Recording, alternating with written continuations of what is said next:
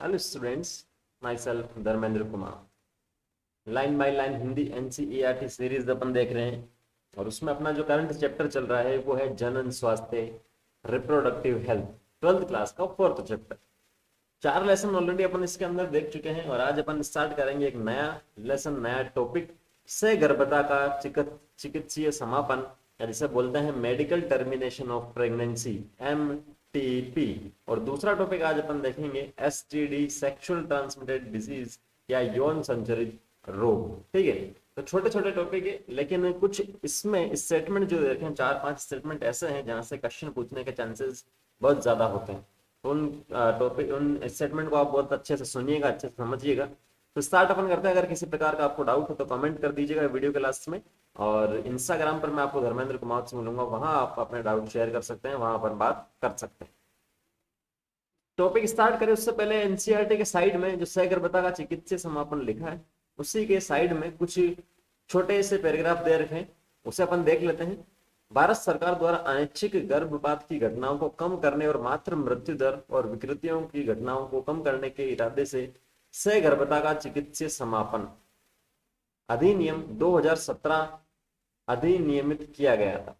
ठीक है, अनैच्छिक गर्भपात की घटनाओं को कम करने, मतलब बिना किसी वॉलेंटरी, बिना इच्छा के अगर गर्भपात हो रहा है उस उन घटनाओं को कम करना है। मदर की जो मृत्यु हो रही है, ठीक है, या किसी प्रकार की विकृतियां हो रही है, उसे कम करने के इरादे से चिकित्सीय समापन अधिनियम, इसका संशोधन हुआ था। ये पहले ही लागू हो गया था लेकिन संशोधन कब हुआ था? 2017 में हुआ था। ये यहाँ से थोड़ा सा क्या है, इंपॉर्टेंट है। इस अधिनियम के अनुसार एक पंजीकृत चिकित्सक की राय पर गर्भावस्था के पहले 12 हफ्तों के भीतर कुछ निश्चित आधार पर गर्भावस्था समाप्त की जा सकती है। ठीक है, 12 सप्ताह जो है वहां तक की जा सकती है, उसके बाद में नहीं की जा सकती। और वो भी कब? जब मदर को किसी प्रकार की जान का खतरा हो, या जो होने वाला बच्चा उसमें किसी प्रकार की विकृतियां हो, ठीक है, वो सही से अपना जीवन यापन नहीं कर पाएगा, तो उस केस में 12 वीक जो है उस तक जो है अपनी इच्छा से क्या करवाया जा सकता है? अबॉर्शन करवाया जा सकता है। अगर गर्भावस्था 12 हफ्तों से अधिक लेकिन 24 हफ्तों से कम हो तो इस अवस्था में सगर्भता के चिकित्सीय समापन के लिए निम्नलिखित आधार पर 2 पंजीकृत चिकित्सकों को एक राय होना आवश्यक है। कुछ कुछ ऐसे ऐसे होते हैं कि जिसमें 12 वीक या जो 3 महीने उससे ज्यादा हो गए, लेकिन 24 वीक जो है उससे कम है, मतलब 6 महीने से कम है, तो कुछ चिकित्सक, 2 पंजीकृत चिकित्सक है, उनकी एक राय होना जरूरी है, उनसे एडवाइस लेना जरूरी है, उनसे लिखित में लेना जरूरी है। पहला पॉइंट क्या है? गर्भावस्था की निरंतरता में गर्भवती महिलाओं के जीवन के लिए जोखिम अथवा गंभीर शारीरिक चोट और शारीरिक व मानसिक स्वास्थ्य का खतरा हो। अगर प्रेगनेंसी कंटिन्यू रहती है तो उस केस में अगर जो फीमेल है उसे अगर किसी प्रकार की जान का खतरा हो या शारीरिक या मानसिक स्वास्थ्य का खतरा हो, तब अबॉर्शन करवाया जा सकता है। दूसरे केस में शारीरिक व मानसिक असामान्यताओं से पीड़ित या गंभीरता से विकलांग बच्चे के जन्म होने की संभावना का खतरा हो, तो जो बच्चा है वो भी अगर शारीरिक रूप से सही नहीं है, मानसिक रूप से सही नहीं, तब अबॉर्शन करवाया जा सकता है। ठीक है, तो ये जो है पैराग्राफ इंपॉर्टेंट है, इसमें 2 स्टेटमेंट, और 2017 में जो संशोधन हुआ है वो जो साल है वो थोड़ा सा इंपॉर्टेंट है, पुरानी एनसीईआरटी में आपको नहीं मिलेगा। अगर ओल्ड एनसीईआरटी आपके पास है तो उसमें ये जो स्टेटमेंट लिखे हैं वो आपको नहीं मिलेंगे।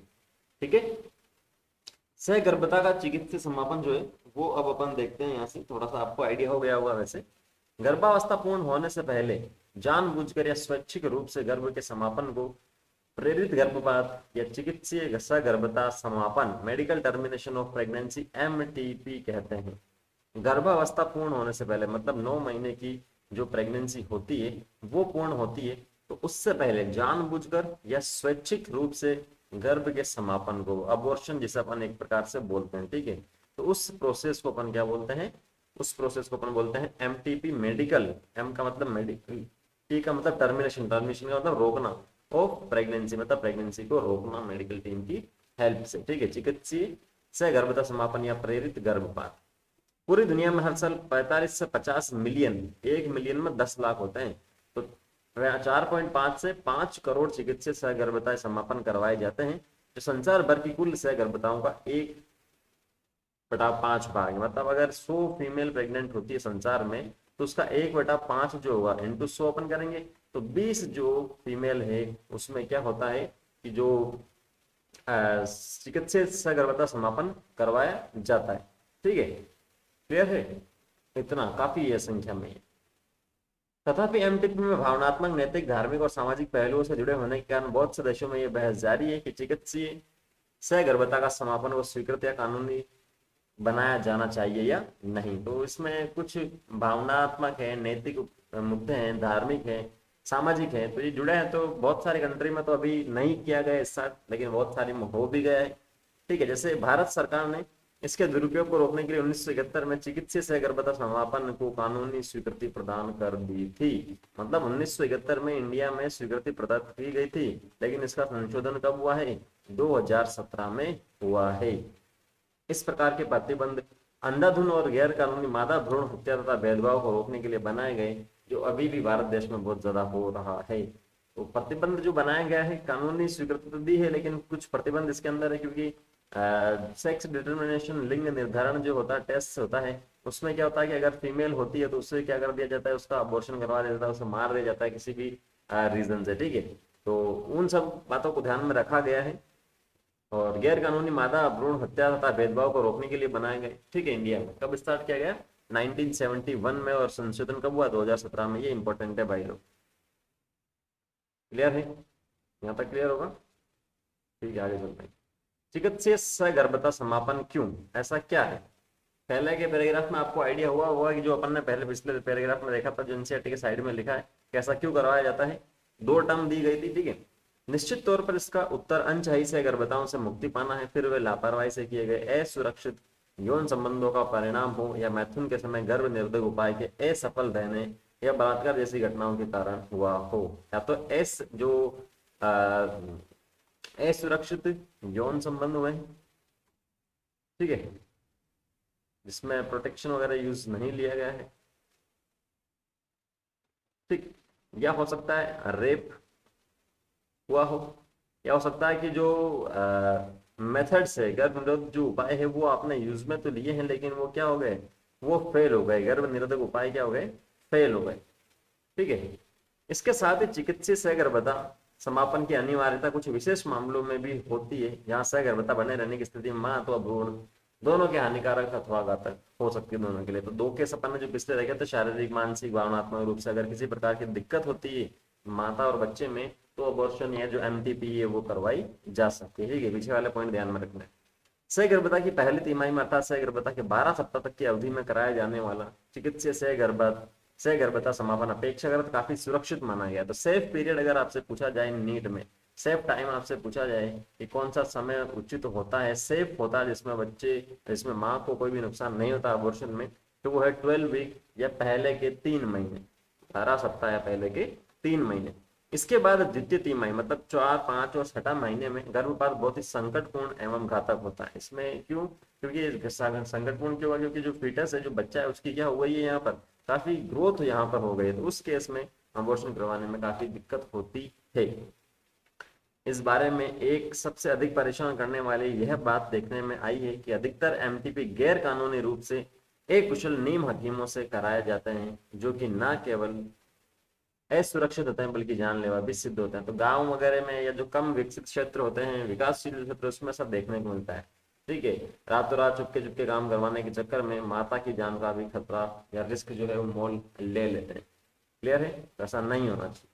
दूसरी खतरनाक प्रवृत्ति शिशु के लिंग निर्धारण के लिए उल्लंघन का प्रयोग, या जिसे अपन ने उल्लंघन में इंग्लिश में बोलते हैं एमनियोसेंटेसिस। ठीक है, ये अपन ने पढ़ा है, लास्ट लेसन में पढ़ा था। ठीक है, जिसमें लिंग निर्धारण किया जाता है। वैसे ये जो टेस्ट है, किसी भी प्रकार के आनुवंशिक रोग का पता लगाने में बच्चे के प्रयोग लिया जाता था, लेकिन कुछ समय बाद में सेक्स डिटर्मिनेशन में भी इसे यूज में लिया जाने लगा लिंग निर्धारण में, तो इसे बैन कर दिया गया। ठीक है, तो दूसरी खतरनाक प्रवृत्ति शिशु के लिंग निर्धारण के लिए उल्लंघन का प्रयोग करना। यह प्रवृत्ति शहरों क्षेत्रों में अधिक है। बहुधा ऐसा देखा गया है कि ये पता चलने पर कि भ्रूण मादा है, एमटीपी करवाया जाता है। मेडिकल टर्मिनेशन ऑफ प्रेगनेंसी कब करवाई जाती है? जब फीमेल चाइल्ड हो तब करवाई जाती है, जो पूरी तरह से क्या है, गैर कानूनी है। अगर ऐसा कोई करता है तो उसका जो गवर्नमेंट लाइसेंस रद्द कर सकती है, केस कर सकती है उसके ऊपर। ठीक है, करवाने वाले और करने वाले दोनों पर। इस प्रकार के व्यवहार से बचना चाहिए, क्योंकि वह युवा, माँ और भ्रूण दोनों के लिए क्या है, खतरनाक है। असुरक्षित मैथुन से बचाव के लिए प्रभावशाली परामर्श सेवाओं को देने तथा गैर कानूनी रूप से कराए गए गर्भपातों में जान की जोखिम के बारे में बताए जाने के साथ साथ अधिक से अधिक सुविधाएं उपलब्ध करानी जानी चाहिए, ताकि उपयुक्त हानिकारक प्रवृत्तियों को रोका जा सके। तो सुरक्षित ठीक है, अनप्रोटेक्टेड सेक्सुअल इंटरकोर्स कर रहे हैं तो उससे बचाव के लिए भी जो है परामर्श लेना चाहिए, या जो सुविधाएं हैं वो यहाँ पर उपलब्ध करवानी चाहिए, जिससे हानिकारक क्या हो, प्रवृत्तियों को रोका जा सके। क्लियर है? ये अपना छोटा सा टॉपिक यहाँ पर कंप्लीट होता है। उसमें साल इंपॉर्टेंट है, कब कब करवाया, महीना इंपॉर्टेंट है, और कब कब कौन से महीने में करवाया जा सकता है, जिससे ज्यादा जान का खतरा ना हो माता माता में, कौन से साल में लागू किया गया था और उसमें वापस से संशोधन कब किया गया था, ये इंपॉर्टेंट है, 2-3 बातें।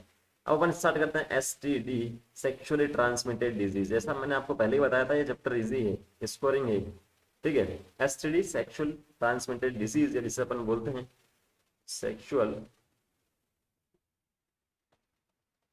ट्रांसमिटेड डिजीज, या जिसे अपन क्या बोलते हैं, यौन संचरित रोग।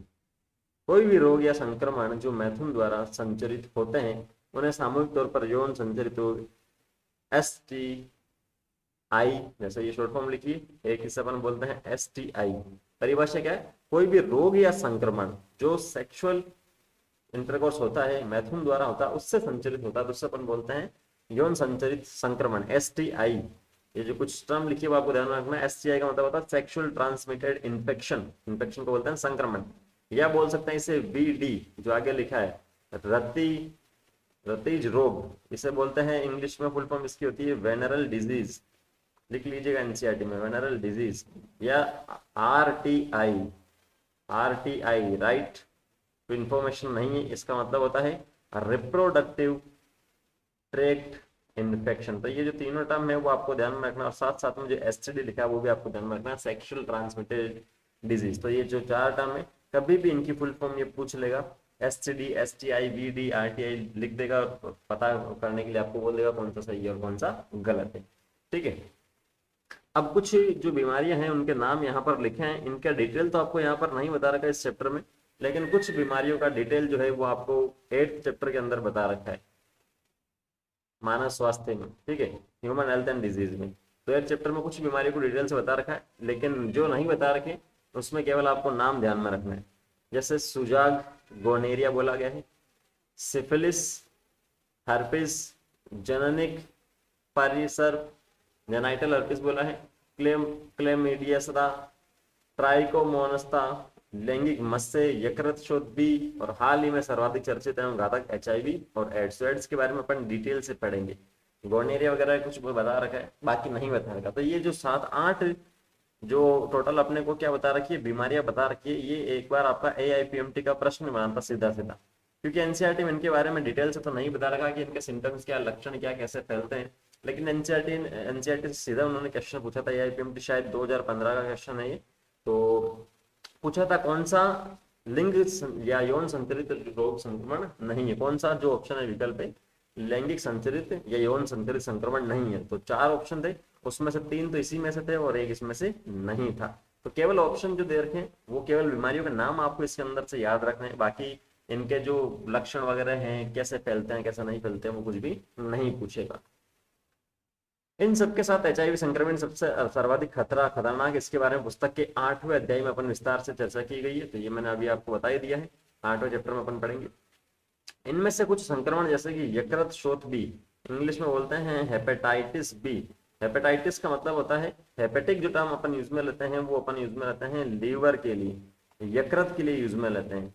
यकृत से संबंधित बीमारी होती है हेपेटाइटिस, टोटल 5 होती है, ABCDE, ठीक है, तो वो भी आपको ध्यान में नहीं रखना। बी और HIV के संक्रमण एक संक्रमित व्यक्ति के साझे प्रयोग वाली सुई, या मतलब एक जो बंदा है वो कोई निडल यूज में ले रहा है, सुई यूज में ले रहा है, उसी सुई को कोई दूसरा बंदा यूज में ले रहा है, ठीक है, उसी सुई को कोई दूसरा एक से दूसरे में यूज में ले रहा है, तो हो सकता है कि इसको जो बीमारी है वो इसको यहाँ पर हो जाए। शल्य क्रियाओं के औजारों, मतलब जो शल्य क्रिया का मतलब जो चीर फाड़ में काम में आने वाले औजार है वो काम में ले लिए गलती से किसी ने, या संदूषित रक्तादान, ब्लड ट्रांसफ्यूजन, मतलब इस बंदे को दूसरे वाले बंदे को रक्त की जरूरत थी और पहले वाले से रक्त दे रहे हैं अपन, लेकिन पहले वाले को क्या है, STD, सेक्सुअल ट्रांसमिटेड डिजीज है, तो वो रक्त के साथ में क्या होगा, इसमें चला जाएगा।